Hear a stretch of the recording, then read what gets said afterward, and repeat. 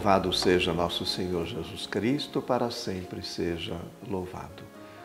Caríssimos irmãos e irmãs, nós continuamos seguindo Jesus no Evangelho de São Lucas.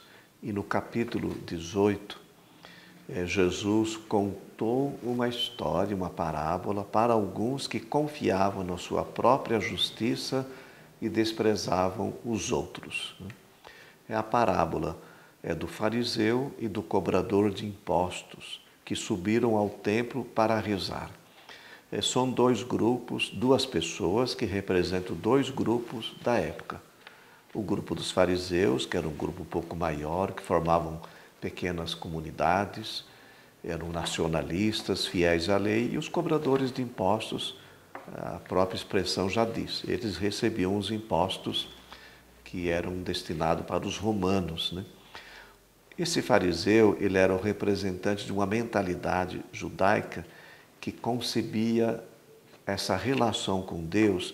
É uma palavrinha que eu vou explicar para vocês, é dogma da retribuição. O que significa isso? Deus é justo e ele retribui a sua graça àqueles que são justos, né? É como se a justiça dele fosse uma retribuição das nossas obras, conforme os nossos méritos. Esse fariseu, ele era fiel à lei, por isso então ele se sentia seguro no seu relacionamento com Deus.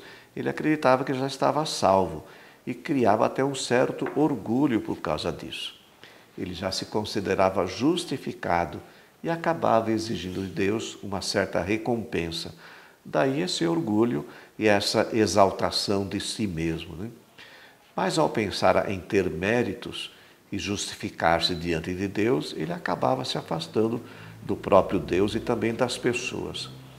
Esse coletor de impostos, ele teve uma postura diferente diante de Deus. Ele assumiu a sua condição de pecador, tinha consciência da sua culpa, da sua miséria, da sua fraqueza. Por isso, na humildade, ele se voltou para Deus e pediu a sua misericórdia. Olha o que Jesus ele diz no final da parábola. O publicano voltou para casa justificado, o outro não. Essa parábola do fariseu e do publicano retrata o coração da mensagem cristã, né, que Jesus Cristo veio revelar.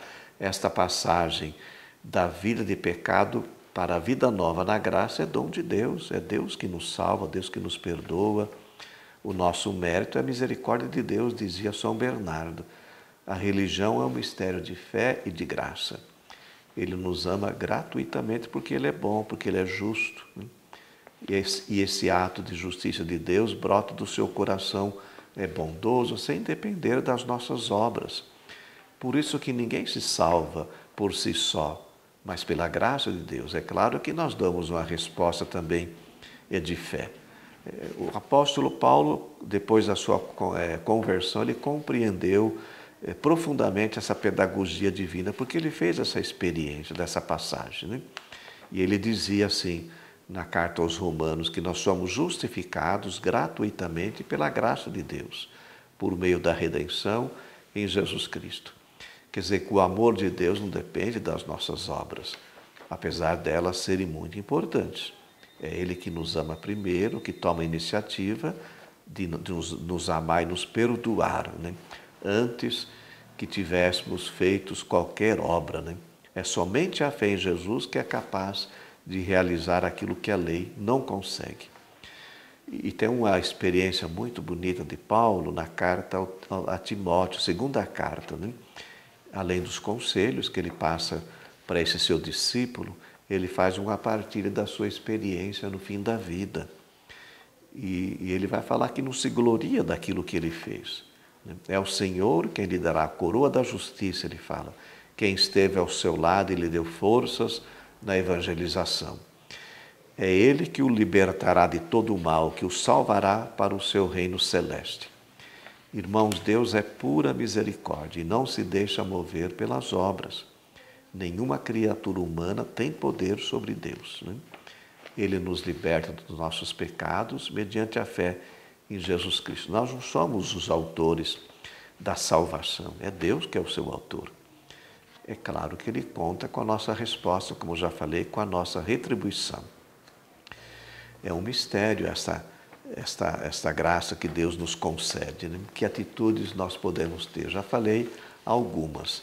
Na humildade a gente se abrir à salvação, acreditar na graça de Deus, acolher na fé esse dom que Jesus Cristo nos oferece. Deixar que o Espírito Santo conduza a nossa vida. Nós devemos nos sentir amados por Jesus Cristo, acolhendo o dom da pura misericórdia que vem de Deus. E aí colaborar com a nossa miséria, com a nossa fraqueza, sabendo que Deus nos ama. Este é o nosso consolo e nós vamos procurar então viver também o amor e assumir as exigências do caminho, as exigências do reino. Que a bênção do Deus Todo-Poderoso, Ele que é Pai, Filho e Espírito Santo, desça sobre vós e permaneça para sempre. Amém.